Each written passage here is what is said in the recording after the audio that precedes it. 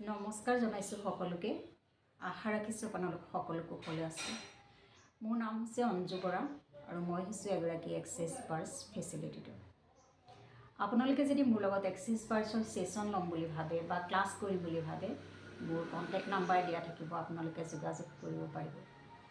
Access বাৰ্ছে মানুহৰ জীৱনত ভাবিব নোৱাৰা পৰিৱৰ্তন আনি দিয়ে আৰু বিশেষকৈ নিজক ভাল পাবলৈ শিকায়, নিজৰ যিকোনো পৰিস্থিতিত নিজক শক্তিশালী হৈ থিয় দিবলৈ শিকায়।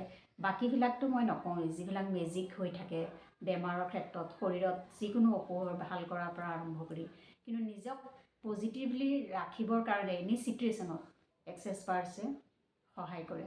গতিকে আপোনালোকে যদি এতিয়াও এক্সেছ বাৰ্ছৰ ছেশ্যন লোৱা নাই বা ক্লাছটো কৰিম বুলি ভাবিও কৰিব পৰা নাই, মই কৈছোঁ আপোনালোকে যিকোনো প্ৰকাৰে ক্লাছটো কৰক আৰু ছেশ্যনো লওক। জীৱনত ভাবিব নোৱাৰা আপোনালোকে পৰিৱৰ্তন পাব। আমি মানুহবিলাক, আমাৰ যিবিলাক জীৱনশৈলী, একচুৱেলি আমি এটা বক্সত সোমাই থকা নিচিনা। আমি বহুত কথাবিলাক ঠেক ধৰণে ভাবোঁ আৰু বেছি সময় আমি নিগেটিভ থিংকিঙৰ লগতে জড়িত হৈ থাকোঁ।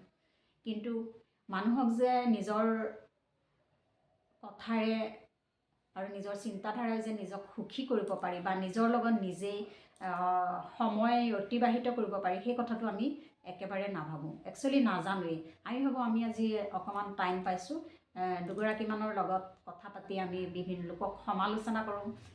আমাৰ পৰিৱেশবিলাক তেনেকুৱাই দেখিও থাকোঁ, আনৰ কথা পাতি বহি থাকোঁ বা ইঘৰৰ পৰা সিঘৰলৈ যাওঁ, কিন্তু সেইটো সঁচা জীৱন নহয়।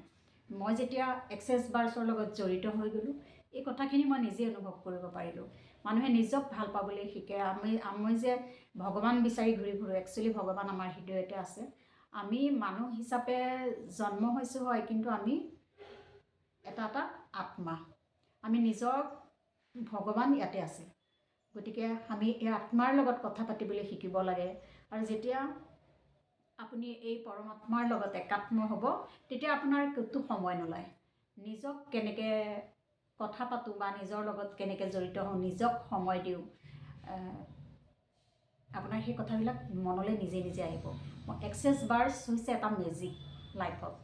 আপোনাৰ বহুতে ভাবে যে এক্সেছ বাৰ্ছে বহুত টকা আনি দিয়ে। হয়, কিছুমান ব্লকেজ খোল খালে মানুহে ছেশ্যন যেতিয়া মানুহে ছেশ্যন ল'বলৈ আহে, টকাও আনি দিয়ে।